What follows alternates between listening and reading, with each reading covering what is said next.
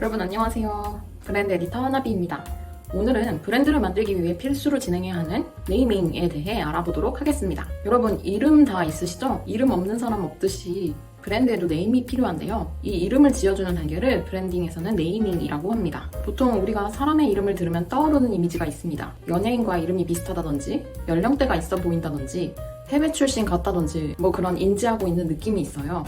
브랜드도 마찬가지입니다. 우리가 잘 아는 브랜드들의 이름도 이런 연상시키는 이미지를 생각하고 지어졌습니다. 이처럼 브랜드명은 그 브랜드가 고유하게 가지고 있는 정체성을 알리는데 중요한 역할을 합니다. 그래서 오늘은 브랜드 네이밍에서 주의해야 할 3가지 실수를 알려드릴게요.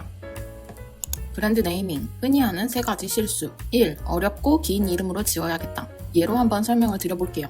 예를 들어서 내가 디저트 전문 브랜드를 내려고 하는데 내가 6시에 쉬어가면서 케이크를 먹는 것이 위로가 되고 이런 나만의 스토리가 있어요. 이 스토리는 일단 좋아요. 그래서 이름을 6시 정각에 쉬어가는 찰나의 착각, 이렇게 뭔가 나만 알 수 있는 이름으로 지었어요. 그럼 이 브랜드명을 들었을 때 과연 기억에 남을까요? 아마 6시 거기 있잖아 이렇게 말하게 될 거예요. 브랜드명을 꼭 뜻이 있는 이름으로 지어야 하는 것은 아닙니다. 우리가 잘 아는 아이스크림 브랜드 하겐다즈도 뜻이 있는 명칭이 아니죠. 하지만 입에 잘 붙고 뭔가 유럽이 연상되는 이름을 통해서 유럽 아이스크림 브랜드 같은 브랜드 이미지를 연상시킵니다. 참고로 하겐다즈는 미국 회사입니다. 따라서 브랜드명은 쉽고 기억에 남고 발음하기 좋게 지어야 합니다. 그리고 만약 내 브랜드가 글로벌 브랜드가 될 것이라면 전 세계에서 다 발음하기 쉬운 명칭인지 이 발음이 부정적인 인식이 있는지도 고려하기도 해요. 이처럼 브랜드명은 국가와 타겟도 고려해서 지어야 합니다. 2. 남들이 다 아는 이름을 지어야겠다. 자, 그럼 이런 불상사를 피하기 위해서 진짜 쉬운 이름으로 지어보려고 한다면? 브랜드 네이밍이 쉽고 이해하기 빨라야 하는 것은 맞아요. 근데 그 네이밍에 들어가는 키워드가 이미 널리 알려진 경우 홍보에 치명적일 수 있습니다. 예를 또 들어서 설명해 볼게요. 예를 들어 달달한 디저트와 음료를 팔 것이니 달달커피라고 이름을 지었다고 해볼게요. 네이버에 검색을 해보면 달달이라는 키워드로 벌써 여러 가지 제품과 상호들이 노출되는 것을 볼 수 있습니다. 이런 경우에는 내가 SNS 마케팅을 하더라도 여러 가지 콘텐츠와 섞여 나오거나 상위 노출을 시키기 위해 경쟁을 할 수밖에 없습니다. 그러니 브랜드 네이밍을 정하기 전에 먼저 검색을 해보시고 겹치는 상품이나 키워드 노출이 있는지 한번 체크해보세요. 3.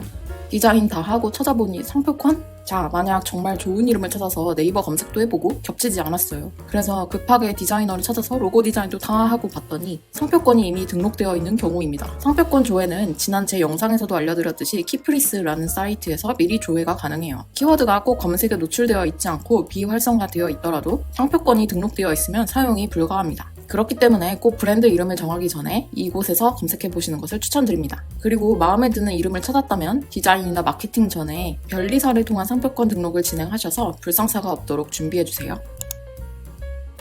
드디어 네이밍도 다 하고 상표권 등록도 마쳤는데 잠깐, 네이밍을 다 했다 하더라도 네이밍이 보여지는 디자인도 무척 중요합니다. 같은 브랜드라도 로고 디자인에 따라 네이밍 고유의 느낌이 달라 보일 수 있기 때문이죠. 이런 브랜드명을 디자인으로 구현한 것을 로고라고 부르는데요. 로고에서 가장 중요한 부분은 서체와 형태감입니다. 흔히 회계 끝에 삐침이 없는 서체를 산세리프, 고딕체라고 부르고 회계 끝에 삐침이 있는 서체를 세리프, 명조체라고 부릅니다. 하지만 서체를 그대로 쓰는 것만이 로고 디자이너가 하는 일은 아닙니다. 서체를 잘 조합해서 브랜드가 가진 명칭의 느낌을 재현하는 것이 디자이너의 몫이죠.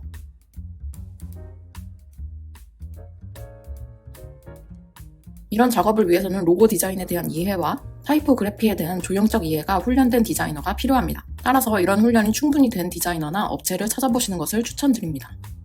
자, 오늘은 브랜드 네이밍을 처음 진행한다면 주의해야 할 3가지 사항에 대해 알려드렸는데요. 첫째는 네이밍은 쉽고 기억에 남고 발음하기 좋게 지어야 한다. 둘째는 사람들이 다 아는 이름이라고 해서 좋은 것은 아니다. 셋째는 상표권 등록이 최우선이다. 로 정리를 드릴게요. 이 주의사항들을 꼭 참고하셔서 내 브랜드에 맞는 이름과 로고 만드시길 응원할게요. 혹시 브랜드 디자인 관련해서 궁금한 점이 있으시면 댓글로 알려주시고요. 더 도움이 되는 영상으로 다음에 다시 찾아뵐게요. 브랜드 에디터 하나비였습니다. 안녕.